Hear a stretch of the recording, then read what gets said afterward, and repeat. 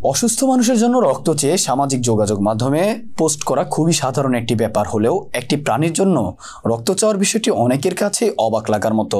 গুরুতর অসুস্থ একটি কুকুরের জন্য রক্ত চেয়ে সামাজিক যোগাযোগ মাধ্যমে এমন একটি পোস্ট করেছেন ৮৬ বছর বয়সী ভারতীয় ধনকুবের রতন টাটা। অসুস্থ কুকুরটি মুম্বাইয়ের স্পল অ্যানিমাল হাসপাতালে ভর্তি আছে।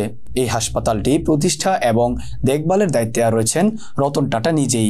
এই বছরের শুরুতে হাসপাতালটির কার্যক্রম শুরু হয়। রক্ত চেয়ে করা পোস্টটিতে একটি অসুস্থ কুকুরেরও ছবি দেন রতন। এটির সামনের ডান পায়ে আইভি ও নীল রঙের ব্যান্ডেজ লাগানো ছিল। পোস্টটিতে টাটা গ্রুপের কর্ণধার লিখেন, আপনার সহায়তার প্রতি আমি কৃতজ্ঞ থাকব। আমাদের পশু হাসপাতালে থাকা ৭ মাস বয়সী কুকুরটির জরুরি ভিত্তিতে রক্ত লাগবে। এটি টিকজ্বর এবং রক্ত স্বল্পতায় ভুগছে।